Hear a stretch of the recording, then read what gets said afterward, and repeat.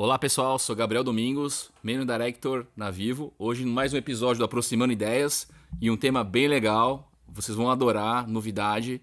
Todos os líderes têm que saber disso do que a gente vai falar agora, de tecnologia. É sobre Web 3.0, Metaverso, com Edu Parasquet. Seja bem-vindo, Edu. Obrigado, Gabriel. É um prazer estar aqui com vocês. Sempre um prazer falar de assuntos que a gente é apaixonado. Vamos nessa, vamos ver o que você tem aí para perguntar.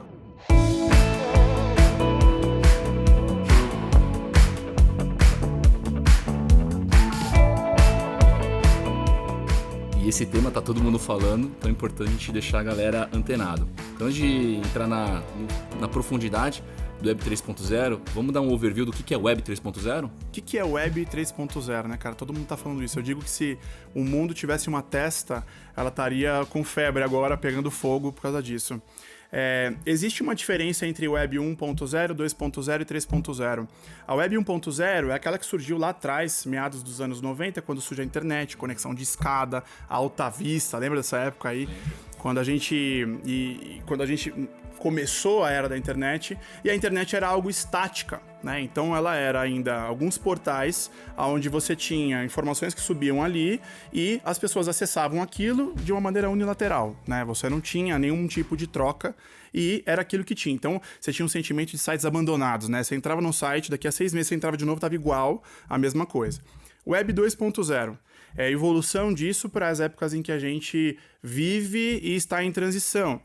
Temos grandes portais, grandes centralizações de empresas que fazem a gestão dos nossos dados, né? E você tem, a partir de agora, uma possibilidade de troca, de compartilhamento de informação. É onde a gente está falando de a nova economia criativa, onde a gente vive essa época de social media, redes sociais, Google, Facebook, agora Meta, Twitter, Twitch, TikTok, todas essas grandes empresas que fazem essa centralização de dados. Então, nós somos o produto, né? Vamos pensar assim. Mas, ao mesmo tempo, existe muita troca, não é nada estático. E a Web 3.0, ela vem para romper isso. Então, ela é um momento em que a gente, como consumidor, como pessoas físicas, a gente passa a ser dono desses dados. Esses dados, eles passam a ser descentralizados, né? E tudo isso acontece porque é uma tecnologia pautada em blockchain. Então, aí que a história começa a ficar Calma aí, anota mais aí. tecnológica. Web 3.0, anota aí. Blockchain. Já blockchain, é anota que a gente vai falar disso. Né? Então, a Web 3.0 nada mais é do que essa nova economia, esse novo mundo, essa nova internet, novos modelos de negócio, novos ecossistemas que vão surgir de uma maneira mais descentralizada e sobre a tecnologia de blockchain.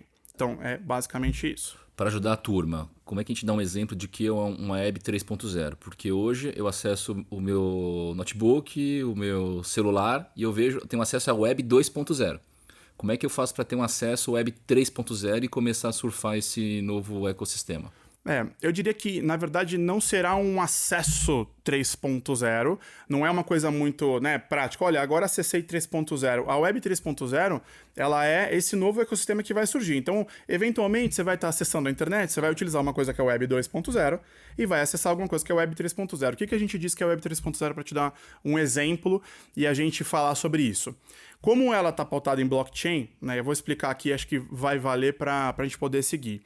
Blockchain é um grande, vamos pensar assim para a gente simplificar, é uma tecnologia que, de uma maneira bem simples de explicar, é um grande livro-razão onde se registram coisas. Então imagina um grande servidor descentralizado, então um grande banco de dados descentralizados que está no meu computador, no seu, no dele, enfim, no país, no mundo inteiro, em vários países, onde se registram coisas. De que maneira que se registra isso? Se registra através de códigos encriptografados. Né? Então são aqueles códigos super grandes, difíceis, invioláveis. E aí essa tecnologia ela vem trazer um grande avanço porque ela se torna transparente, eficiente e inviolável. E aí eu vou te falar uma coisa que muita gente não sabe. Por que se chama blockchain? Né? Cadeia ou corrente de blocos. Por quê? Quando alguma coisa acontece em blockchain, que ela vai ser registrada, ela vai ser gravada, isso é validado por computadores descentralizados. Então, vamos supor que eu queira fazer uma transação de criptomoeda do Edu para o Gabriel. Quando eu vou fazer isso, computadores vão validar essa transação e vão dizer, olha, realmente o Edu tinha essa criptomoeda, passou para o Gabriel, tal hora, tal dia, então isso está registrado. Legal.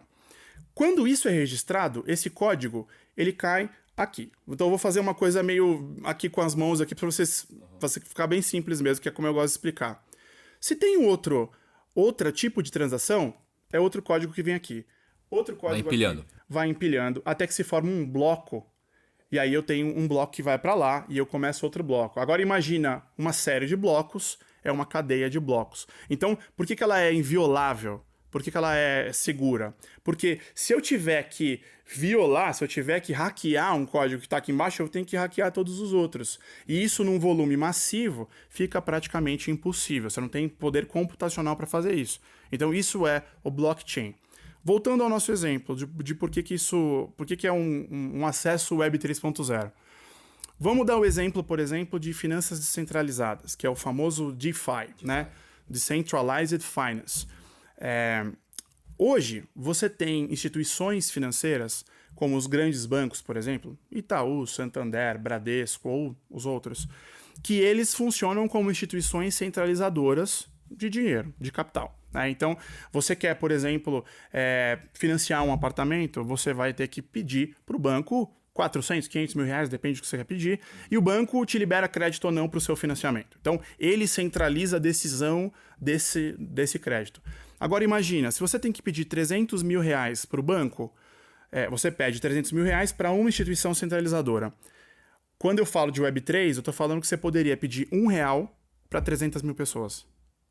Né? E isso acontecer de uma maneira muito mais simples, muito mais rápida, muito, obviamente, descentralizada. Uma pessoa da China poderia te emprestar dinheiro aqui, com juros muito mais baixos, numa burocracia muito menor. Então, isso é um exemplo de um acesso Web 3.0. Assim como você tem outras coisas acontecendo agora, como compra e venda de NFTs, que acontecem em blockchain. Né? Você tem, por exemplo, tokenização de ativos que estão acontecendo, então a gente vai chegar lá, né? Já tá saindo perguntas aqui, cara. Tô segurando a onda. Tô segurando a onda. Mas basicamente é isso, ou seja, um acesso Web 3.0, que é o que você falou, ele vai ser um acesso Web 3.0 quando você tiver literalmente fazendo uso, ou acessando ou consumindo alguma plataforma que realmente tem a essência de blockchain ali dentro, pela descentralização. Né? Então, isso daí que eu diria para você. Não é exatamente... Você vai poder entrar na internet e falar, nossa, hoje eu acessei a Meta, acessei o Google, acessei o Facebook e acessei uma outra coisa Web 3.0. Então, no teu dia a dia, essa transição ainda vai acontecer. É uma coisa que está muito misturada ainda. Não vai ter uma barreira, assim como para toda a tecnologia. Nunca existe, na história da humanidade, nenhum dia que falou assim, olha, a partir daquele dia a tecnologia mudou. Shutdown e começa... Shutdown, não existe, né? Não existe. Porque ela é basicamente constituída, toda mudança de tecnologia, ela é constituída a partir do crescimento do ecossistema. Então, por exemplo, pega a Web 3.0, o metaverso, tudo que a gente vai falar aqui hoje. Ela só vai começar a ser realmente uma verdade quando o ecossistema também começar a crescer e aquilo vai passar a ser uma verdade, um ambiente comum para todo mundo que vai usar. E aí sim, ok, fica legal, né? É mais ou menos isso. E agora você falou de NFT. Tá? Como é que você está vendo esse mercado? Tá surgindo muitos NFTs. E até que ponto é uma onda, todo mundo querendo fazer um NFT para estar na mídia? Ou até que ponto é realmente um modelo de negócio e algo que as empresas ou as pessoas deveriam estar mais antenadas e criar o seu NFT? Eu acho que primeiro, o que é o NFT? Segundo, para que serve? E terceiro, eu deveria ter, não deveria ter? E como eu crio a minha própria NFT? É simples? Eu estou aqui na minha casa, eu posso criar um NFT? Como é que funciona esse NFT? Para que serve? Tá bom, vamos lá. NFT, né? O NFT, a sigla dele em inglês é Non-Fungible Token. Token não fungível. Primeiro é interessante entender o que é um token, né? Um token, ele é, dentro da Web3, ele é basicamente essa parte fracionária de algo representada por um código, um registro de código. Então, se eu disser para você que você tem um token de algo, você tem algum código, algum registro que te dá direito ou deveres de algo que vai ser ali feito. Legal. Então, token não fungível. você tem algum tipo de representatividade, certificação, registro de algo que não é fungível. Fungível significa, dentro do economic case aqui técnico, algo que não pode ser... fungível significa algo que pode ser substituível, tá? Basicamente. Então, quando eu falo que ele é não fungível, eu estou dizendo que ele não pode ser substituível, que ele é único. Ele é insubstituível. Aí entram vários conceitos. Voltando no desenho do que é um NFT hoje, que a gente conhece. Um NFT hoje, dentro de Web3, ele é a representatividade desse token de algo audiovisual, que pode ser uma imagem, pode ser um som. O famoso macaquinho, né? Que todo mundo comprou. Que é uma imagem, o macaquinho do Neymar, né? Do Yuga Clubs ali, do Bored Apes. Pode ser uma imagem, um som, pode ser um GIF ou um vídeo. Tá. Legal. Então, bom, eu tenho uma imagem, um som, um GIF, um vídeo que está na internet. Aí você vai falar, pô, mas as pessoas compram isso pra quê? Se você pode dar um print, copiar e fazer aquilo. Porque o NFT, ele te garante, porque ele é um código, ele é um certificado que te garante o quê? Uma originalidade. Né? Então, essa originalidade me diz que, olha, se essa caneca aqui subiu como um NFT, ela é uma caneca que foi emitida pela Vivo. Em que dia? Tal dia. Por quem? Pela Vivo. E ok. Então é original. Legal. E aí começa a surgir a ideia de que fazer NFTs é legal, porque a gente vê vários cases, está no hype, as empresas estão fazendo isso. Muita gente se questiona, por que eu vou pagar 2 milhões e 600 que nem o Neymar pagou no macaquinho lá? Porque o que está por trás do NFT não é e não pode ser somente a ideia de um colecionável. E aí que eu vou entrar num assunto que é razoavelmente polêmico para a discussão de NFT. Quando eu falo de colecionável, existem muitas marcas e muitas empresas que estão trabalhando NFT dentro dessa vertente. Então, ó, você tem aqui os cards colecionáveis em NFT para você ter, legal. Aí eu vou lá e compro aquilo e aquilo está no computador ali de alguma maneira, está registrado que eu sou dono daquilo e aquilo fica ali.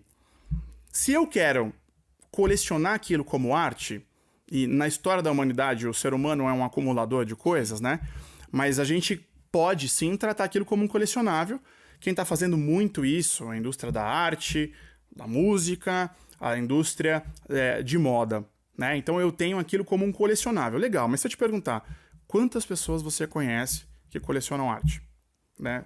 Assim, talvez você venha uma pessoa na sua cabeça de primeira. Talvez figurinha de futebol eu conheça bastante gente. A gente tem isso, então para coisas colecionáveis é interessante. Legal. Então, para o quesito colecionável, é onde a gente realmente acha que aquilo é frágil, que aquilo não tem solidez. Você fala, cara, quem que compraria essa besteira aqui? O Neymar comprou esse macaquinho e eu posso ir lá no site agora, se você digitar Bored Apes Neymar, vai aparecer exatamente o macaquinho dele. Aí você pode dar um print screen daquele macaquinho e colocar no teu slide. E ele é teu. Então toda imagem que está na internet é livre, gratuita. Sim. Ah, mas eu estou pirateando. Legal, o conceito de piratear algo ainda existe para NFT. Aquilo garante uma originalidade. Só que o que eu proponho aqui é pensar NFT, e aí que a tua pergunta, como é que uma marca deveria pensar ao começar, tão poderoso quanto fazer uma NFT, ela vai ser diretamente proporcional se ela existir uma comunidade por trás disso. Por quê? Porque NFT, na verdade, deve ser encarado como uma chave de um clube. Ponto. E aí, pô, que clube, Edu? CRM? A gente já não faz CRM já, tal. Cara, eu tenho um NFT, eu comprei um macaquinho. Se você for estudar o case da Yuga, você vai perceber que tem várias coisas que eles fazem por trás daquele NFT. Então, você comprar aquele NFT, todo mundo pode printar um macaquinho, você pode printar aquilo e mandar fazer uma camiseta pra você. Mas aquilo não é teu. Bom, mas como assim? A camiseta não é minha? Aquela camiseta é tua, mas a originalidade daquilo não é sua. Não foi a Yuga que te deu aquilo, você não tem aquele código. E aquele código da originalidade está registrado em blockchain. Por isso que NFT depende daquilo. E nessa ideia de clube que você está falando, eu vejo cases de, por exemplo, que vamos pegar o exemplo do macaquinho. Você é dono desse macaquinho, você tem acesso a esse NFT e por detrás disso você pode ter acesso a shows exclusivos que quem printou a tela não vai ter acesso a esse show exclusivo. Só você que é dono desse macaquinho que você consegue comprovar com o NFT. Exatamente. Essa é a extensão isso. Do... Legal. É isso, só que você imagina o seguinte, que você criar uma NFT, ela nunca para ali. É que nem uma campanha de publicidade. No passado, a gente colocava uma campanha de publicidade no ar e falava, nossa, ufa, coloquei no ar, né? Hoje você coloca no ar e fala, nossa, agora começou. Porque ela precisa que você acompanhe, suporte e alimente. Sim. Então, um NFT é a mesma coisa. Os macaquinhos, os Bored Apes, eles foram lançados a $0,01. Para pensar, ele foi lançado a $0,01 lá atrás. E hoje tá valendo milhões, agora deu uma caída e ok, tá valendo ainda, né? Por quê? Você tem um time por trás trabalhando os benefícios do que ele vai liberar. Então você pode frequentar eventos exclusivos em Las Vegas que só o Neymar, o LeBron James, o Stephen Curry vão estar lá. Você pode ver a prova de Fórmula 1 de Abu Dhabi de um iate, porque... Então, ele vai te liberar coisas que só você vai ter com aquele clube. Preciso ter uma equipe para fazer isso, é preciso ter estratégia para fazer isso, é preciso ter continuidade, perenidade. Sim. Então... Para dar mais valor agregado porque você tem na mão, né? Porque o NFT, você, a partir do momento que você vendeu aquilo, você trabalha o teu público como um membro, como um sócio teu. Então, se você vender alguma coisa como um colecionável, ele não é um sócio teu, ele tá ali. Agora, se você vender alguma coisa como um colecionável, que vai valorizar, que vai te dar direito a outras coisas, você pode vender no mercado secundário, aí sim ele ganha um valor. Eu falo que NFT, cara, para você entender bem, esse é um exemplo que eu gosto de dar, NFT é uma fichinha de quermesse, certo? Não tem exemplo mais simples do que esse. Tá lá, festinha de São João, quermesse, comprou. Você tá com uma fichinha na mão, não é dinheiro, é uma fichinha. O que ela vai te dar direito? Então você tem que ver quantas barracas você tem na quermesse, que barracas você tem fila ou não tem, é legal ou não é, tá lotado ou não tá, eu tenho direito a vir outro dia nessa quermesse, eu tenho direito a outras quermesses, mais gente tem essa ficha ou não tem, ela tá valorizando, ano que vem vai valer mais. Cara, é muito simples. Se você for embora da quermesse, se você pegar a fichinha e não fizer nada, a barraca estiver vazia, tem uma barraquinha só, não tem ninguém olhando aquela festa junina, não é legal. Não tem música, não tem nada. Assim, cara, você vai fazer o que com aquilo? Né? Então, você tem aqui o case de insucesso de NFT. Tem vários agora, né? Bom que a gente aprende também, né? É bom aprender. Mas, assim, o case de insucesso que foi o primeiro tweet, né? Do Jack Dorsey, que ele compraram lá o primeiro tweet do cara, do fundador do Twitter. Aí vendeu por 26 milhões e tal. Depois o cara tentou vender, tava vendendo por $6 mil. Imagina o cara que comprou. Falou, agora eu achei que vai valorizar. $6 mil para 26 milhões, cara. Você não... Assim... Por quê? Pode ser um mercado especulativo também ainda, né? É super especulativo, né? O NFT, ele não tem o que atribui valor a ele. Assim como as criptos, por exemplo, que a gente vai entrar um pouquinho, se não for uma stablecoin, né, que ela é uma moeda que tem algum tipo de lastro estável, ele tem ainda um valor especulativo. Por isso que ele é tão volátil, né? Agora, quem diz quanto vale aquele macaquinho do Neymar? Quanto vale? É especulativo. O mercado vai dizer quanto vale. Agora, Edu, como é que eu crio uma NFT? Como é que você cria? Bom, essa é uma boa pergunta. Tô em casa aqui, eu tô abrindo uma empresa, quero criar uma NFT. Como é que eu faço isso? Cara, uma NFT, você vai ter que ter qual é a tua imagem, qual é o teu som, teu GIF, teu vídeo. Tá bom. Então, ok, um artista poderia criar, você poderia criar. Tá bom. Vamos criar um NFT do Aproximando Ideias. Acabou, vai criar. Você vai ter que subir isso daí dentro de algum tipo de marketplace de NFT que tenha ali a possibilidade de você fazer o que a gente chama de mintagem. Tem um nome aí de um marketplace? Tenho. Rarible, OpenSea, agora tá me faltando outras aqui. Tem a própria do nosso grupo, que é a Stono, que dá para fazer também, e tem algumas outras que estão surgindo. A mais famosa é a OpenSea, ela vale 13 bi de dólares já, foi avaliada. Você, quando entra ali, você pode fazer um cadastrinho. Imagina uma página, cara, simples, assim, de um Meta, Facebook, que você está fazendo um perfil teu. Você vai fazer teu perfil e você vai colocar ali a tua imagem e vai fazer o que a gente chama de mintagem, que é, você vai pagar uma taxa, olha só esses termos de Web3, né? Você paga uma taxa chamada de gas, ou gas. Existe prioritariamente, em todas as blockchains ela existe, mas ela é mais comumente conhecida na rede Ethereum. Algumas, depende do que você quer fazer ali, ela começa ali em torno de $50, né, para você fazer. Então ainda é caro, porque você vai pagar para que aquele NFT teu seja registrado em blockchain. Taxa de adesão. É uma taxa de adesão. Na verdade, eu não usaria o nome de adesão, mas é uma taxa de validação. De registro, né? Para aquilo ser registrado e validado... Uma única vez, um shot ali. Para cada uma que você fizer. Por isso que ainda você tem agora, por exemplo, a Ethereum, que ela é um tipo de blockchain, né? E a Ether é a moeda. A Ethereum, ela é considerada como uma blockchain, uma nova rede, mas que agora ela vem sendo evoluída para o que a gente chama de merge, né? Seria o Ethereum 2.0, que ela quer se baratear. Porque hoje em dia, essas validações em blockchain, por conta dessa taxa de gas, ela se torna cara, certo? Então ela se torna cara. Você vai subir um NFT, vou fazer um registro, uma validação, $50, cara. Como assim? É muito caro, né? Então, ela está querendo fazer com que essas validações aconteçam mais rápidas e sejam mais rápidas e mais baratas. E aí ela vai fazer um projeto que deve acontecer entre setembro e outubro desse ano, que deve, inclusive, valorizar a moeda, né? Valorizar a cripto, para ser mais barato e mais eficiente. Porque hoje em dia é caro. Então, voltando, a hora que você paga essa taxa lá dentro do teu marketplace, ele vai registrar para você que aquilo é uma NFT que está mintada, né? Esse é o termo em inglês. Ela está mintada, ela está registrada em blockchain e ok, está lá. E você pode aplicar o preço que você quiser. Show. Pode mandar o link como se fosse um marketplace de um Mercado Livre, né? Então, você passa a possibilidade de vender. Quando você vai registrar esse mint, essa mintagem, você pode também ali colocar termos dentro de um contrato inteligente da tua NFT ou de qualquer token. O contrato inteligente, você já tirou a pergunta que ia fazer, que é a próxima, do smart contract, certo ou não? Certo. É o smart contract. O que é o smart contract de uma maneira simples também?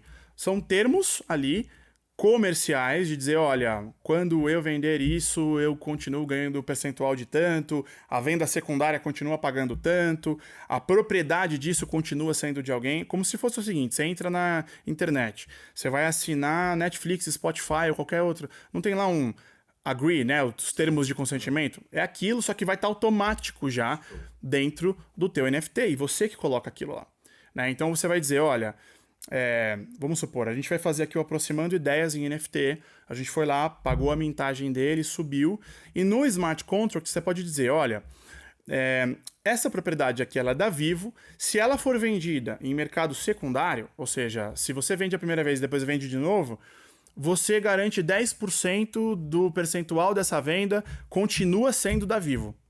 E tá lá, e tá tudo bem, é automático. Então, quem vai comprar tem que ler esse smart contract para entender que isso é automático.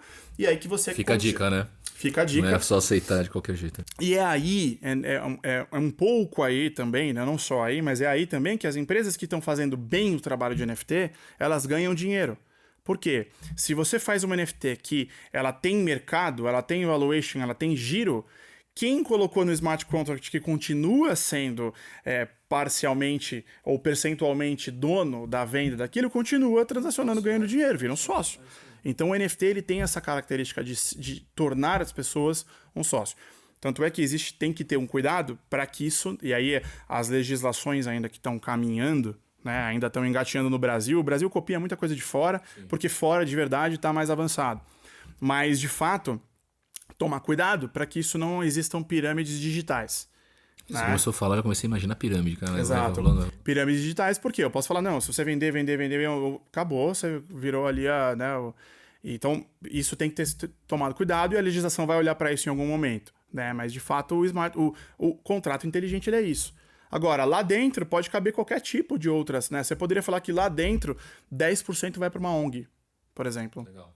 Né? Então tá automático e a pessoa que comprar vai ter aquilo.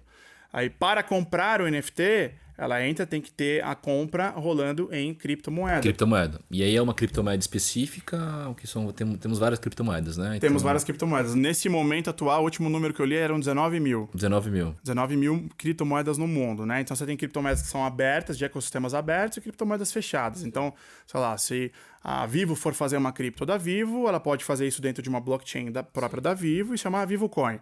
Legal. No momento em que ela abre para isso ser transacionado para outras exchanges do mundo, isso vira aberto e tá tudo bem. E aí, o que acontece? Essas criptomoedas... Mas você escolhe uma, eu crio. Posso criar e posso escolher uma que pode remunerar minha NFT. Exatamente. Dentro dos marketplaces, você muito provavelmente, quando entrar, algumas, a OpenSea, por exemplo, e a Rarible, elas estão ampliando, antes aceitavam só Ethereum, estão ampliando para aceitar outras. Então agora você pode ter uma cripto lá, né? Como é que você tem uma cripto? Você vai numa carteira digital. Então, aqui no Brasil você tem a Stono, que é do grupo da Debu, você tem a Foxbit, você tem o mercado Bitcoin, você tem várias opções, a Bitso, enfim, e aí vai. Você entra lá, coloca dinheiro, Então, é uma conta corrente. Você deposita da tua conta para lá. Sim. E lá você vai trocar. Imagina que você está comprando dólar, só que você compra cripto. Você troca a tua moeda pela cripto. Essas criptomoedas, elas são de valor especulativo, certo? Então você tem aí, tirando as stablecoins, que são moedas que estão lastreadas em ativos estáveis, né? Então a gente tem, por exemplo, dentro do grupo da Debu e da Stono, uma moeda que chama Coffee Coin. Né? Ela foi feita para um cliente chamado Minasul, e onde você compra uma Coffee Coin, ela representa 1 quilo de café. Então você poderia... Simplesmente hoje, fora dessa Coffee Coin, você só compra café pela saca de café na bolsa de commodities. E aqui a gente foi lá e tokenizou o café, fracionou isso, e ele vale 1 quilo de café. Então isso é uma stablecoin. De resto, você tem essas criptomoedas sendo feitas pelas empresas envolvidas. Então a Vivo, por exemplo, poderia criar a Vivo Coin. Né? Essas moedas, você tem muitas moedas sendo criadas que são moedas que viram pó, literalmente. Porque o valor, além de ser especulativo, ele precisa ter por trás disso teses de implementação, teses de utilidade, teses de como se fosse efetivamente uma empresa. E aí você vai analisar se aquela empresa ela tem lastro, tem solidez, tem futuro, enfim. Né? Você tem, por exemplo, uma cripto que chama HNT, chama Helium. Que tem diversas teses sobre essa cripto. Ela é uma grande aposta do mundo, né, de Web3, para ser uma cripto que vai literalmente democratizar a internet, trazendo pontos peer-to-peer entre equipamentos e pessoas, ou seja, você não vai, teoricamente, isso aqui, o cara falando assim, mataria Vivo. Não, óbvio que não, mas é uma tese onde a internet vai se democratizar para isso. Né? Então, e aí para você comprar uma NFT, você precisaria ter uma criptomoeda dentro de uma carteira digital. Né? E a gente falou de NFT, montar minha NFT, falou de empresas, e eu li muito já na internet, tem um conceito de empresa descentralizada autônoma, seria a DAOs. Como é que funciona isso? Imagina que você vai ter uma empresa, não teria mais uma figura de um CEO, não teria mais a pirâmide, e seria uma decisão compartilhada, isso? E você não, colegiada, e não precisaria estar no mesmo ambiente? Como é que é essa... É um novo estilo de empresa, de negócio... As DAOs, as organizações descentralizadas autônomas, elas são uma estrutura, um mecanismo corporativo ou de sociedade ou de comunidade absolutamente moderno, tá? Por que isso é moderno? Porque ele se pauta na ideia de que não existe hierarquia na tomada de decisão. Então, o que é uma DAO, né?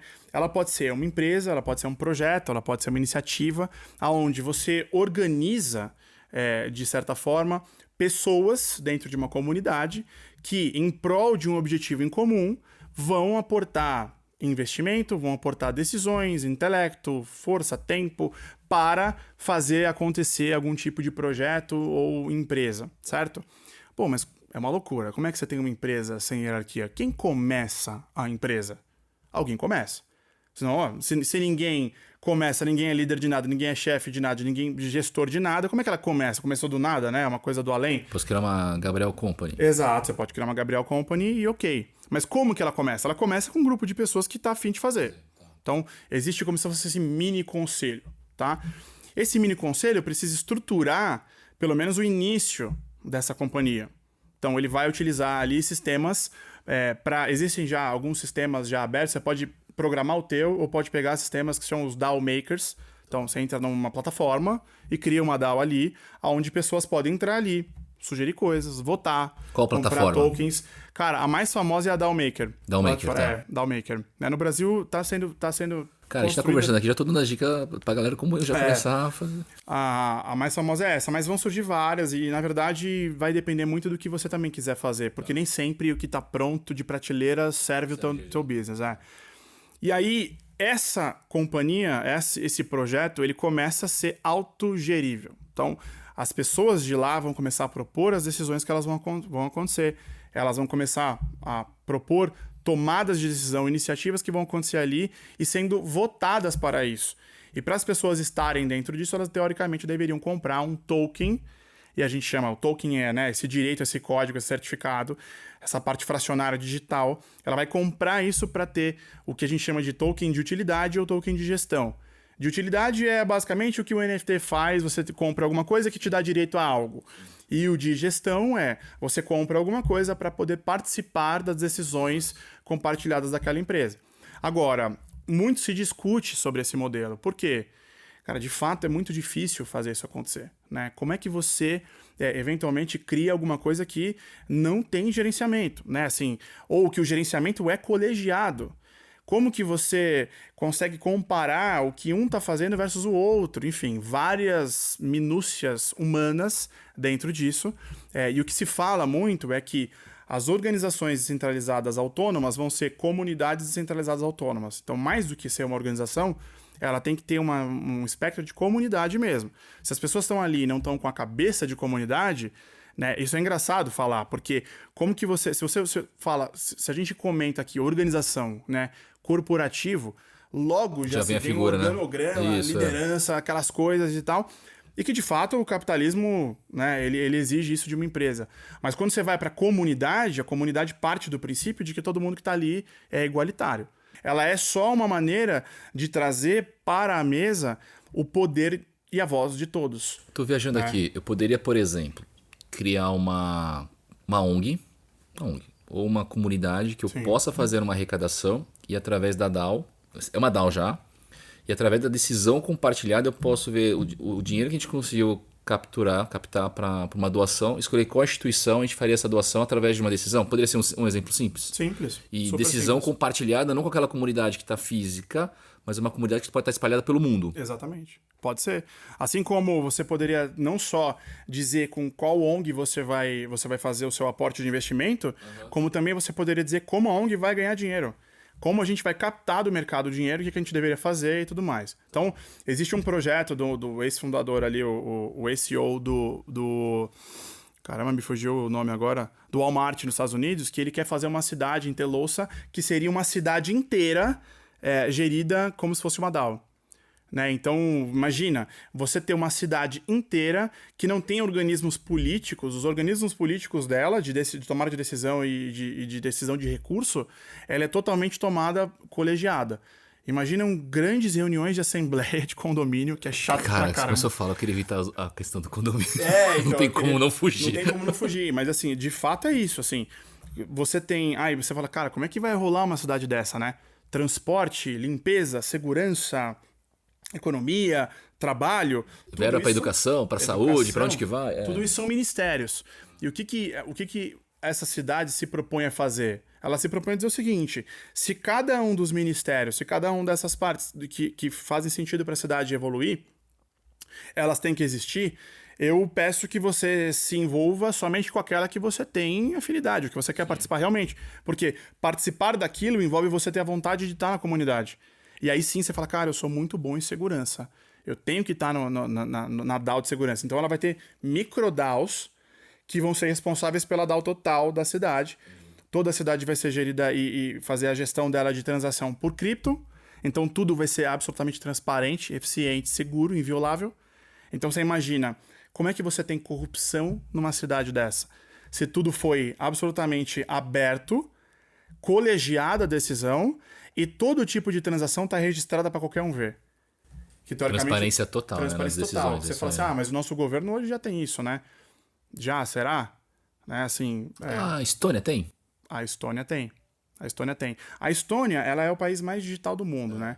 Então... Ela é mais digital ou ela é a única 100% digital? Não, ela é a mais digital. Ela é mais digital. Porque ela não é 100% digital ainda. Então, assim, ela é a mais digital porque há muito tempo a Estônia faz um trabalho silencioso de desenvolvimento da própria comunidade. Então, eles perceberam que era um país pequeno, europeu, que se eles não começassem a se mexer de uma maneira diferente, eles não iam evoluir. Então ela trabalha há muito tempo, há muitos anos já, o governo investe na questão de automação de dados, né, na gestão dos dados e em tecnologia e inovação. Então lá é um país, se você quiser abrir uma startup no Brasil, na Estônia, você abre aqui agora sem imposto, sem nada. É mais fácil você abrir uma startup na Estônia daqui do Brasil do que abrir uma startup no Brasil. Então, lá, por exemplo... Você está falando, tem muita startup que está abrindo na Estônia para poder já estar Para poder estar no hub. Está no hub na Europa, é uma forma de internalização da própria startup. Com certeza. Além do que, tá super no hype. E a Estônia, por exemplo, ela tem uma lei que... Eu não me lembro agora o nome em inglês, mas é basicamente algo que é assim... você não pode pedir o dado da pessoa 2 vezes. É como se fosse don't ask me twice, vai. Então, significa o seguinte, todos os dados que as empresas ou o governo já têm seus, eles já foram dados ou, de alguma maneira, já tem anuência tua para estar lá. Então, o LGPD na Estônia não existe, porque eles já fazem isso há muito tempo, né? E aí, a empresa não pode te pedir de novo o mesmo dado que ela já tem, por lei. Então, você está na farmácia o cara fala assim, cara, você tem... Que convênio você tem? Qual o seu CPF? Qual o seu RG? Qual o seu nome? Você fala, cara, você já tem meu dado, você não pode me pedir, é lei. Você não pode me pedir. Né? Então...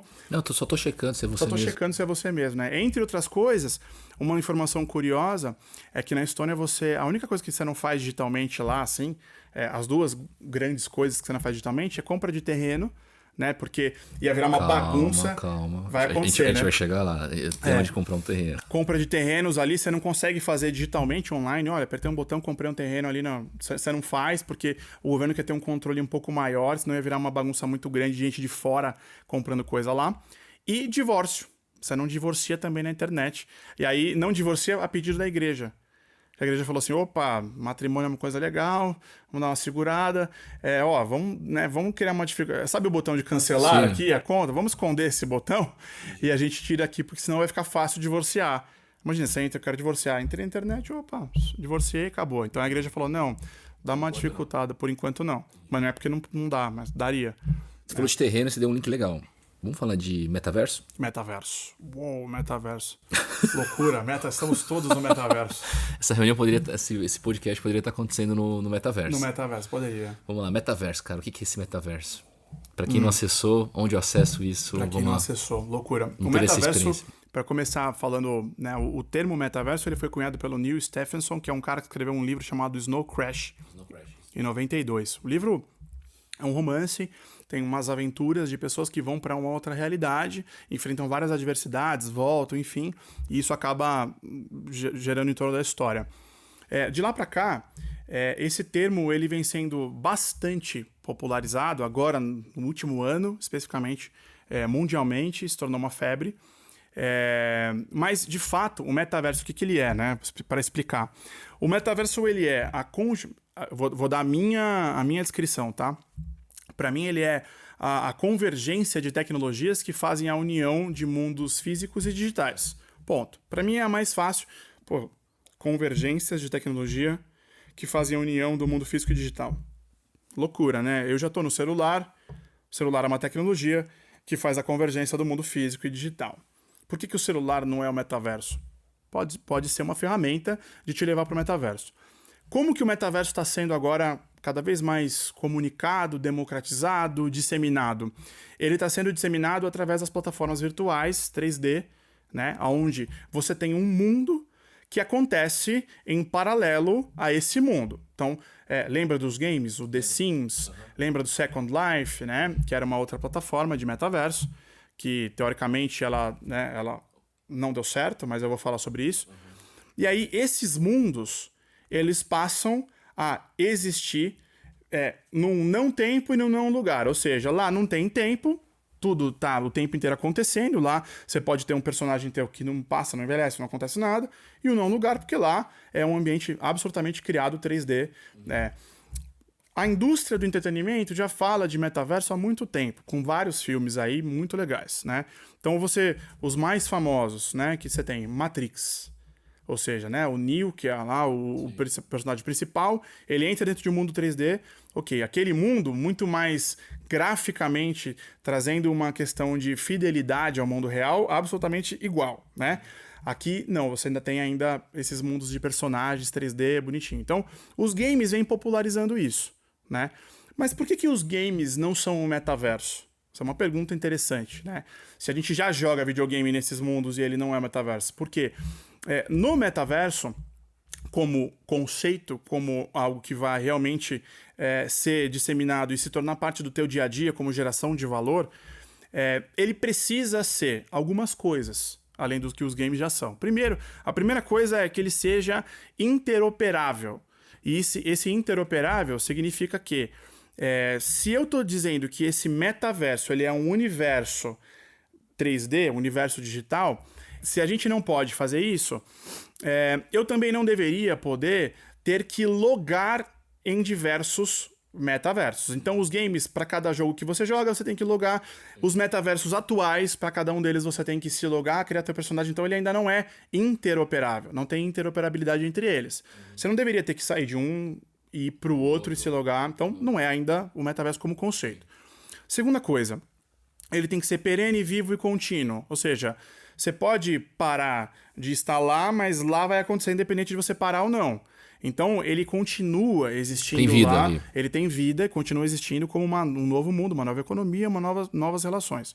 Terceiro, ele tem que ser relacional e comunicacional. Então, você lá dentro vai poder se relacionar com pessoas, vai poder se relacionar com empresas e vai poder trocar informações de uma maneira livre. Quarto, ele tem que ser criativamente aberto. Então, no mundo que a gente vive aqui como universo, você quiser pegar essa plaquinha, virar e falar, ó, agora isso aqui é uma estante. Legal. Agora eu vou criar tal coisa. A gente vive num mundo em que, basicamente, quase tudo é possível de se fazer. Você quer abrir uma empresa, você faz. Você quer construir uma casa, você constrói. Você quer cortar grama do teu jardim, você corta. E o metaverso deveria permitir isso também. Que abertamente as coisas fossem desenvolvidas lá dentro. Porque se ele é uma grande comunidade, não tem por que você colocar regras de final de atuação, né? Onde os games, por exemplo, colocam. Por mais que você tenha mundos abertos, vai chegar uma coisa que você quer fazer que não dá pra fazer. Né? Então, e a última coisa que o metaverso precisa ter é uma utilidade, que é aí que eu falo que o metaverso precisa cair na real. Né? A gente dá uma palestra sobre isso na Debu, mas ele não caiu na real ainda por vários motivos. E um deles é esse quinto que eu vou falar, que é a questão da utilidade e da geração de valor e impacto para o mundo real. Então, onde é que você tem o crescimento dos games? Fortnite, por exemplo, o Axie Infinity, que é um outro game, Roblox. Né? Que são gigantescos, o próprio Minecraft, né? São games que estão começando a trazer impacto, começando não, já há alguns bons anos já estão começando a fazer isso já, mas eles geram impacto no mundo real através de uma coisa chamada Play to Earn, né? Então você joga e você ganha criptomoeda, ele ganha algum tipo de dinheiro ali dentro. Ao fazer isso, você tem dinheiro. Então, eu tenho dinheiro, eu jogo o dia inteiro, eu ganhei dinheiro, eu posso comprar alguma coisa dentro do jogo, ou de alguma maneira eu posso levar esse dinheiro para outro lugar. E se eu levo esse dinheiro para outro lugar, eu estou no meu país aqui em reais brasileiros, eu vou lá, saco o dinheiro para minha conta e vou no mercado e compro arroz e feijão. Então, beleza, ele gerou de alguma maneira impacto no mundo real. Então, o metaverso precisa fazer isso. Né? Então, enquanto ele não estiver gerando impacto no mundo real, ele ainda vai se tornar uma tecnologia ainda insatisfatória e pior que os games. Né? Porque se você, na prática, entrar dentro de um metaverso como o Decentraland, por exemplo, o próprio Roblox, a própria Sandbox... O Horizon Worlds é uma plataforma de metaverso? Como é que... O Horizon Worlds também é uma plataforma de metaverso da Meta. Né? Que também hoje bebe dessas dificuldades, ou seja, uma plataforma que é pesada, né, para processamento, ou seja, não é, se você pegar o teu computador, o melhor computador que tiver, a nave vai travar. Por que vai travar? Porque ela é muito pesada em processamento gráfico ainda. Ela ainda sofre da questão de utilizar... Quando você fala de metaverso, tem os óculos, né? Eu li agora que o Mark lançou 4 versões de novos óculos, né? Para realidade aumentada, realidade virtual, até para usar no Meta. Os óculos ali. Ele lançou porque essas tecnologias elas vão baratear como toda tecnologia, mas ainda hoje, a mais barata, por exemplo, gira em torno de $250 nos Estados Unidos, os óculos mesmo. Não, $250. $250. Cara, faz a conta de padaria. Vezes 5. Dá uns 1.000 e pouco. 1.000 e pouco. Quanto que é o salário mínimo no Brasil? 1.000 e pouco. 1.000 e pouco. Quanto que o brasileiro vai comprar um negócio desse?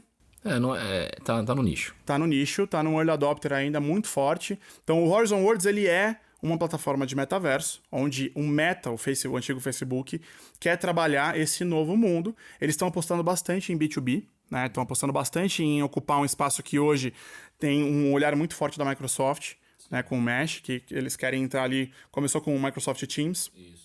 E querem fazer isso acontecer mais ainda, mas de fato não foi lançado no Brasil ainda. Você foi lançado nos Estados Unidos e Canadá, está em fase de teste, tem 300 mil pessoas.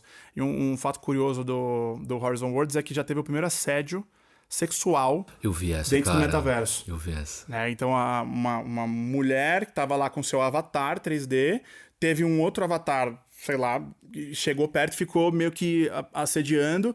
E aí ela foi lá e denunciou pra Meta e eles criaram um botãozinho lá que é tipo um bubble, assim. Você aperta, ele cria uma bolha de segurança, proteção. ninguém chega perto do seu...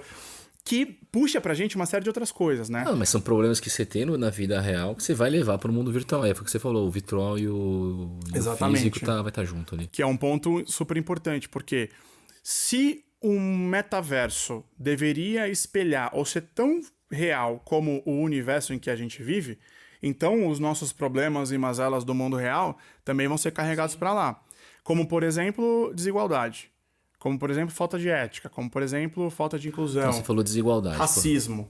Vamos lá, você falou desigualdade. Se você tem um certo poder econômico aqui, no mundo, quando eu falo aqui no mundo real, você vai levar esse poder econômico também para o mundo virtual. Então tem muita questão de compra de terrenos no metaverso. Você hoje compraria um terreno. Por que essa pessoa compra um terreno no mundo do virtual? Com qual expectativa? Porque eu posso comprar um terreno no menor bairro, se estiver do metaverso, Sim. e tem outra pessoa que vai querer comprar um terreno, mas talvez não no melhor bairro. Já estão criando essa desigualdade ou essa diferenciação econômica no metaverso? Já estão criando, na verdade, ainda não como ela acontece hoje dentro do mundo real, porque o mundo real você tem pessoas reais que têm dificuldade para estudar, para comer, para viver, então essa pessoa que tem dificuldade, ela vai morar na favela, ela vai morar num barraco, ela vai morar num lugar mais periférico, e isso você consegue enxergar. E no metaverso ainda é um lugar de nicho, de early adopter, de gente que tem dinheiro para comprar o óculos, para ter um computador potente, ou para estar lá brincando ao invés de literalmente fazer alguma outra coisa. Então, a desigualdade, ela vai acontecer e já está acontecendo porque você vai criando polos ali. Então, por exemplo, por que uma empresa compra um terreno no metaverso? Porque ela quer explorar isso comercialmente. Então, lá dentro da Decentraland, por exemplo, onde foram vendidos terrenos, diz que você tem espaço limitado lá, que não vai ser algo que vai ser ilimitado, apesar de ser digital. Poderia ser, mas não é. Tem mundos que são mais ilimitados. Então, se ele vai ser limitado, vai gerar uma escassez que é preciso que alguém, ao querer fazer alguma coisa ali dentro, vai ter que ocupar aquele espaço. Vou dar um exemplo. A gente fez o casamento da Rita Vu e o André Vertens no metaverso. É um case da Debu, certo? A gente fez o casamento deles e para fazer o casamento deles a gente teve que alugar um espaço que virou uma igreja gótica. E você pagou esse espaço com que moeda? Com cripto. Uma cripto com a Mana, né? A Mana. A criptomoeda que rola dentro do Decentraland se chama Mana. Então você paga esse espaço para fazer a locação desse espaço para você utilizar ali para alguma coisa. Legal. Então, se eu tenho esse espaço, eu posso construir coisas ali dentro, eu posso fazer serviços ali dentro, eu posso ter empregos ali dentro, que é o caso do Decentraland, já vou contar para você. Eu posso ter cassino ali dentro, eu posso ter o que for ali dentro. Alguém vai ter que fazer a gestão desse espaço, assim como acontece aqui fora no mundo real, no capitalismo. Então, isso vai gerar capital, vai gerar dinheiro, vai gerar ganho. E essa empresa está investindo nisso porque ela aposta que em algum momento ela vai poder explorar isso. Agora, puxa, eu estou gerando bairros diferentes, regiões de diversidade, eu estou gerando desigualdade ali dentro? Ainda não, porque ainda é uma coisa muito nichada, né? Como se eu falasse assim, existe muita desigualdade lá em Jurerê Internacional, né? Em Florianópolis. Não, todo mundo que está lá já é ok. Lá, se você está pensando assim, ainda não, mas de certa forma, você já tem ali dentro a Fashion Street. Então é uma rua só de lojas de roupa, né, de moda. Então, você vai começar a ter, tem museus, tem coisas diferentes ali acontecendo. Isso vai acontecer. Mas o que a gente tem que tomar cuidado, e essa discussão ela existe bastante na internet já, é como vai acontecer a nossa ética, a nossa capacidade de sociedade, a nossa geração de valor, de igualdade, de recurso ali dentro, se ela vai ser espelhada no que tem fora ou não. Minha opinião agora, por enquanto sim. Né? Porque se a gente não conseguiu nem resolver o mundo real, como que a gente vai fazer para não replicar para lá? Muito dificilmente isso vai acontecer.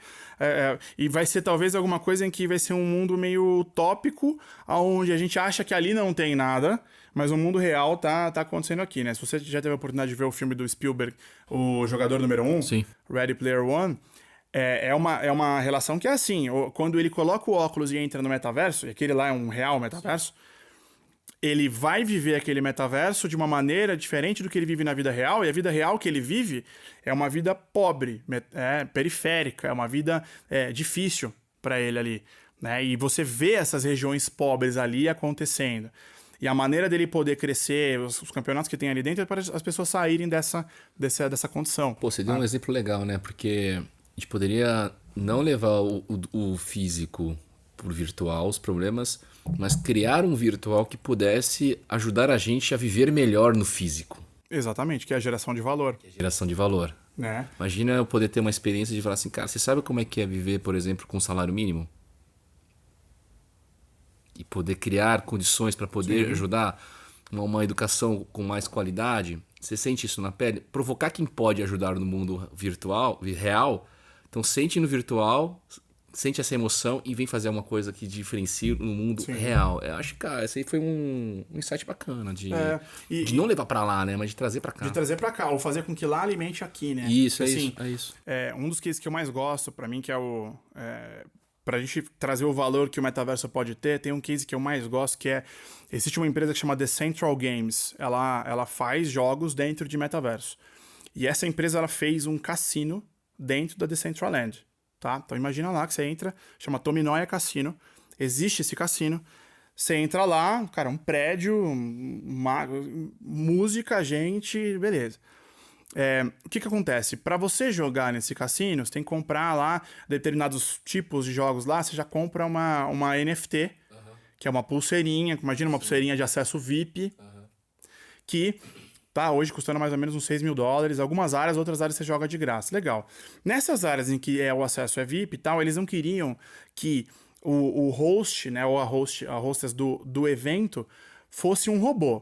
Então, se você entrar hoje, por exemplo, em sites de jogos e apostas, quem que vai te receber lá? Um robô, um bot, né? Eles falam, não, vamos fazer uma coisa como se fosse um cassino real mesmo, tem que ser uma pessoa por trás desse avatar mesmo atendendo. O que aconteceu? Eles contrataram gente que tem um avatarzinho lá, e fala assim, oi, tudo bem, eu sou o Edu Parasquê, você gostaria de jogar, senhor Gabriel? Por gentileza, venha pra cá. Mas eu tô ali atrás do meu avatar falando com você, realmente. Cara, é a série que eu assisti do Upload. Do Upload. O Upload é maravilhoso. Então, eu tenho um emprego. E quanto esses caras pagam? Mais ou menos uns $500 por mês. Para o cara trabalhar 4 horas por dia, 7 dias por semana. Legal. Se você pegar $500 por mês, faz a conta de padoca de novo, vezes 5, 2,5. Né? Um motorista hoje de aplicativo, ele está ganhando, né, o piso, que é o que as empresas de aplicativo hoje estão trazendo, mais ou menos uns R$3.000. Seria o que esse cara tá ganhando, trabalhando 7 por 7, 8 horas. Se você comparar 8 com 4, eu tô dizendo que um é metade do outro, né? Mas ele é quase o mesmo valor. Então, você no Brasil, ou em qualquer lugar do mundo, poderia trabalhar da tua cadeira. É óbvio que aí vai entrar uma questão que é idioma, que tem que falar inglês e tal. Ou não, né? Porque no metaverso você pode ter tradução simultânea. O metaverso poderia ter, ainda não tem, mas poderia ter, que é super fácil de fazer. Só plugar uma APIzinha do Google lá que já rola. E legal. Então você tem um emprego, e aí na minha cadeira, no metaverso, meu emprego é no metaverso. Ou seja, como eu poderia gerar mais empregos para as pessoas que estão precisando trabalhar e não têm emprego? Então, Edu, esse aí eu queria explorar mais com você, cara. As novas profissões com o surgimento da Web 3.0 e do metaverso. Por exemplo, corretor de imóveis ou corretor de terrenos. É uma profissão. Que mais essa profissão que agora você falou, de realmente você... Host de eventos dentro do metaverso.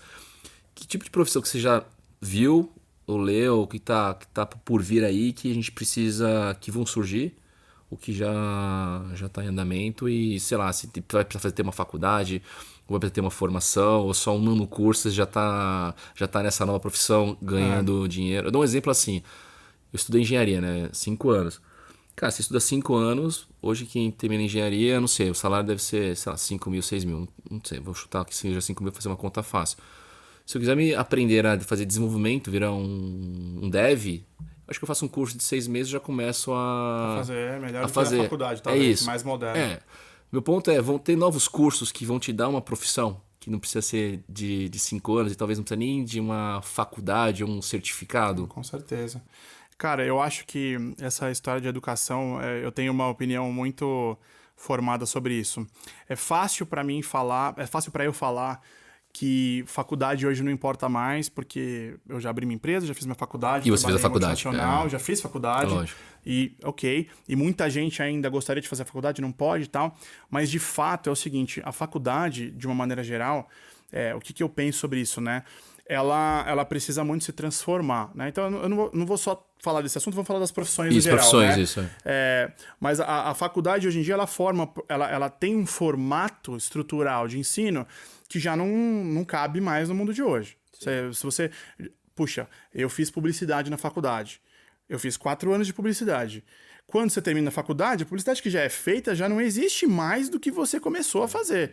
E aí você vai trabalhar em algo que já não... Então, a parte de formação, de conhecimento para o profissional, ele está muito líquido. Você consegue aprender coisas muito na prática, apesar do mercado ainda ser institucionalizado e pede isso. Algumas empresas estão parando de pedir. Como o Nubank, por exemplo, não pede mais faculdade de TI para chamar um programador. O Google parou de pedir inglês. Na Viva é a mesma coisa. Na Viva é a mesma coisa. A mesma exigência até a formação. Ok, então, que profissões vão surgir no metaverso, então? O que pode surgir daí? O mundo, de uma maneira geral, em educação, está se transformando em algo muito líquido. Todo mundo pode aprender tudo com qualquer idade, né? Então, começa daí. Segundo, a prática vai valer mais do que a teoria. Isso daí vai ser muito verdade no sentido dos programas... Já está acontecendo nos programas de seleção das empresas.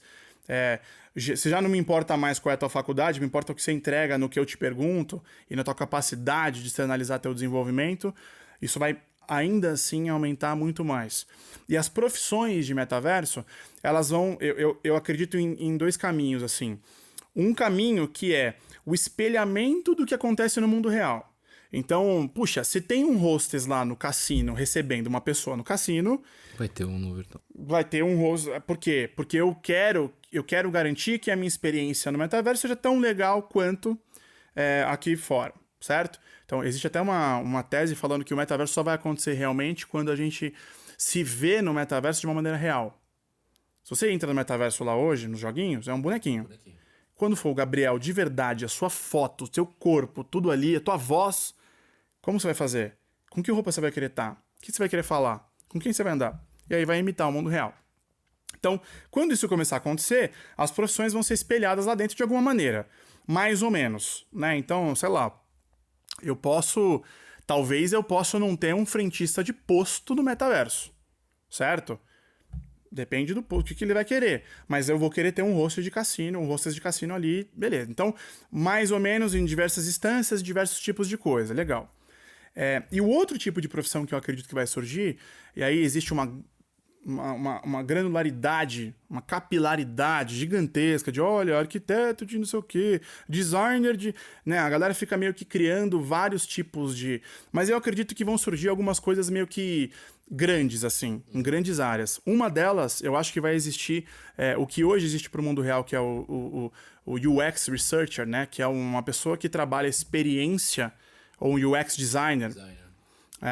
Eu acho que vai existir muito fortemente uma pessoa que trabalha design de experiências em metaverso. Essa, para mim, isso é legal. Dê o nome que você quiser. Arquiteto de experiência, designer de experiência, enfim. Essa pessoa vai existir muito fortemente. Então, eu vou pensar uma experiência de educação diferente do que é uma experiência de educação. Eu não posso colocar uma experiência de educação no metaverso que você entra com seu bonequinho, senta e vê uma tela ali. Tudo bem, eu posso passar conteúdos ali, mas, cara, se eu estiver estudando biologia, por que é que eu não posso chegar e falar, olha, pessoal, todo mundo vem pra cá, tá? Agora vocês vão entrar aqui num esôfago. Cara, você vai entrar num esôfago, você vai ver o esôfago por dentro como é. Cara, você tá falando isso, a gente teve um episódio que a gente gravou com o Dani Castanho, da Anima, e foi uma conversa muito rica. Cara, assim, já tá fazendo isso e tá preparado para esse novo. É um novo formato de educação, de formação, que não é só para a parte de educação, assim, nossa, mas também você leva para uma educação corporativa, né? Corporativa, qualquer coisa. Usando essa tecnologia. Você possa fazer diferente. Então, legal, eu vou ter essa pessoa. Daí eu vou ter ali, imagina, arquiteto e mestre de obras, ou pedreiro, sim, né? Eu vou ter o cara, e obviamente fazendo as... Quem que constrói aquilo? Quem que constrói um esôfago 3D, né? Assim, cara, precisa ter um designer top, gráfico, uma pessoa que manja muito daquilo. Eu vou continuar tendo a figura de gente que faz negócio. Obviamente, muitas profissões novas vão ser criadas, muita coisa vai surgir, mas a gente vai ter, eu acredito, pra gente não ficar num mundo utópico, nossa, as 20 profissões do futuro que vão surgir, pá, muita coisa vai ser Não criada entrar nessa ainda. paranoia, né? Não entrar nessa paranoia porque eu acho o seguinte, cara, vai ter gente que sabe de negócios e sabe conectar as coisas, que pra mim o maior skill do futuro é você ter uma capacidade de conexão das coisas. Ponto. Não tô falando de entre generalista ou especialista ainda, tô falando de conexão. Você pode ser um cara que conecta muito bem sendo especialista ou um cara que é generalista. Então essa pessoa vai ser uma pessoa de negócios, vai continuar existindo. Não falando do o comercialzão ali, o pastinha e tal, não é isso. É uma pessoa que sabe como fazer coisas legais, projetos legais, pensar coisas legais ali. Figura de um planejamento, um cara criativo nesse sentido. Você tocou um ponto importante, porque a gente como executivo de empresas e tá antenado no que está acontecendo no mundo, você fica com aquela ansiedade de fazer parte desse novo. Mas tem que tomar um cuidado, porque a forma como você pode entrar... Pode queimar. Pode te queimar, trazer um retorno negativo para a tua marca, ou tudo. pode ajudar a acelerar, mas eu acho que antes de sair fazendo é estudar muito e ter cases que realmente tragam valor para a marca e tragam valor para o mundo real, né? Que é o que você trouxe aqui de... Exatamente, de é o que eu sempre brinco, assim, as marcas querem estar de qualquer maneira no metaverso. É legal estar no metaverso, mas não é legal estar de qualquer maneira. É isso. Então, é isso que vale a pena pensar um pouco para você não tomar iniciativas, que é uma das coisas que a gente faz dentro da Debu, por exemplo. A gente não acredita que a marca precisa entrar em Web3 de qualquer forma, porque ela precisa estar lá, porque ela quer sair no jornal do trade de publicidade, porque ela quer testar, testar, ter como um laboratório é bacana. Mas o consumidor do outro lado não tá encarando assim. Não tá encarando assim, né? Então, eu lanço uma NFT porque eu quero dizer que eu tenho uma NFT. Mas aí o consumidor compra aquilo e não faz nada com aquilo. Eu estou no metaverso de uma maneira ruim. O consumidor entra lá e a experiência é ruim. Traz pra vida real. Quando você volta de novo, eu falo, cara, não acredito mais no que você tá fazendo, porque você traiu minha confiança, né? Então, ter uma estratégia para isso é o que a gente faz aqui. Então, como que você vai entrar? Quais são os seus objetivos de negócio? Qual a tua estratégia? O que você está imaginando de perenidade, de continuidade? Por que entrar, né? Por que entrar? Será que é o momento de você entrar agora? Será que você não começa... As marcas têm um papel que elas estão negligenciando de uma certa maneira, que é ajudar o consumidor a entender e se educar nesse novo mundo. Então, eu vou lá, eu lancei um NFT, compre meu NFT e vem... Cara, eu nem sei o que é NFT, eu nem sei o que é cripto. Me ajuda. Quem não... Pra quem vai terminar o podcast aqui com a gente, vai saber já o que é NFT, já não faz parte desse novo grupo. Tomara, senão o cara ouviu o podcast e não entendi nada. oi. Mas você falou logo, pra fechar, a gente falou de NFT, a gente tá falando muito de transações em moedas. Tem as criptomoedas. Cara, o mercado hoje, as criptomoedas estão perdendo muito valor. Quantas criptomoedas você falou? 19 mil criptomoedas. Cara, por que você entende que está caindo valor? É um mercado realmente especulativo, esse de criptomoedas? Como é que a gente vê valor? Se eu estou em casa, quero investir numa criptomoeda, deveria fazer isso? E como é que eu escolho uma criptomoeda? Acho que esse é o grande ponto. Porque quem eu converso, eu tenho algumas criptomoedas, tá? Mas para quem eu converso, cara, entra só especulativo. Vou comprar uma criptomoeda que é centavos, porque eu vou acreditar que vai virar 18 mil dólares. Pronto, tô milionário da noite pro dia. Mas por que você investiu nessa criptomoeda? Sei lá, achei o nome bonito, tá barato, é centavos, eu comprei várias e eu tô esperando que um dia ela rampe. Se você... E isso é uma coisa muito do brasileiro, porque a gente vive numa sociedade que passa por muita dificuldade, por muita incerteza, muita volatilidade econômica e de condição social. O brasileiro vê a criptomoeda como uma mudança de vida, né? Isso é um bilhete da loteria. Eu vou comprar e vou, de alguma maneira, acertar na loto, porque quando isso valorizar, daí eu, cara, estourei, né? E, na verdade, o que está acontecendo? A criptomoeda, ela é a forma de pagamento, ela é a maneira de transacionar nesse novo mundo de Web3. Ela vem carregando com ela algumas coisas que a blockchain carrega, que é transparência, né? Ela vem com eficiência, com confiança e com a parte de não ser violável, porque as transações estão ali acontecendo. É óbvio que o homem é o lobo do homem, né? Você pode trazer isso para um lado bom, para um lado ruim, e ok. Como uma nova tecnologia, ela vem enfrentando as barreiras e as barreiras de adoção e as barreiras de tecnologia para isso acontecer. Então, se eu falo que existe uma tecnologia transacional de valores que você pode descentralizar, você pode desburocratizar, você pode trazer o poder dos dados e para as pessoas. Cara, o governo da Ucrânia recebeu 54 milhões de dólares em criptomoeda. O Ministério da Defesa da Ucrânia recebeu isso diretamente. Quando que você poderia... Imagina o seguinte, olha, eu quero doar... Se você tivesse 54 milhões de reais agora, ou de dólares, e quisesse doar para o Ministério da Defesa da Ucrânia, você não conseguiria fazer isso agora. Não dá. Porque tem tanta burocracia, tanta coisa, mas não, existem projetos aí, o mais famoso dele é o Wait for Ukraine, nos Estados Unidos, que passou cripto direto para os caras. Então, assim, essa modernidade, essa nova forma de fazer, ela acaba por esbarrar em maneiras antigas de se pensar e de se fazer. Você acha que o governo... Qualquer tipo de governo não quer estar de olho em cima de tecnologias que possam tirar dele a centralização, o poder ou o tributário que isso pode acontecer? Ah, mas o governo não tem que tributar, não tem que estar... Sim, mas a maneira de se fazer ela é contra-argumentativa. E aí, bom, isso aqui para mim é a essência do porquê que está enfrentando esses tropeços, esses hiatos aí. Essa oscilação. Do outro lado, você tem também a criação do que a gente chama de shitcoins, né? Shitcoins. As moedas de... Sim. Não pode falar. Uhum. Que são moedas que realmente não tem uma tese, não tem um lastro, não tem um porquê de existir. Ela é uma falcatrua. Ela não tem uma solidez, assim como qualquer outra tese de empresa, de coisa, ok, não tem força, não tem corpo. E aí as pessoas vão lá falar, olha, vai abrir porque ela vai estourar. Todo mundo coloca o dinheiro, depois ela... E aí quem ganhou o dinheiro foi ali os criadores. Então, tomar cuidado com isso. Ele falou, o que eu indicaria para as pessoas investirem em cripto caso elas queiram, né? A primeira coisa é, não invista um dinheiro que você não pode perder. Mas quem que pode perder dinheiro hoje em dia? Ninguém. Mas assim, se você está contando com aquilo ali no curto prazo, de alguma maneira, não invista, porque também não acredite que aquilo vá ser seu bilhete de loteria. Aposte naquilo como uma coisa que você está... literalmente diversificando o investimento, nutrindo alguma coisa que você acredita. E a segunda coisa é estude bem as criptos que você vai entrar. Procure as que têm mais força, mais lastro, lastro de uma maneira, né, que eu digo mais corpo de tese, né, mais coisa por trás ali, mais gente fazendo. E isso geralmente está ligado aos grandes volumes de investimento do market cap que ela já tem.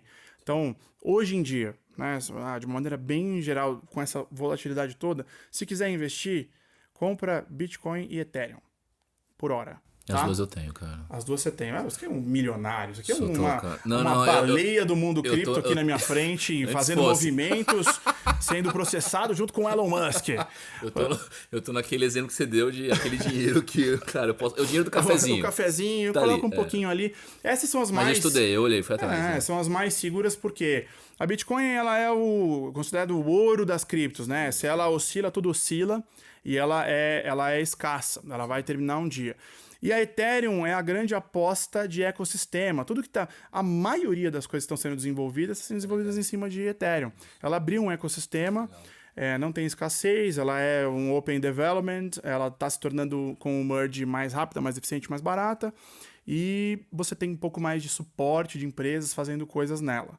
Existem outras blockchains aí que também prometem, mas aí vai entrar em outras teses que não vai caber nesse nosso programa. Pô, sabe o que a gente pode fazer, cara? A gente pode criar o NFT do Aproximando Ideias.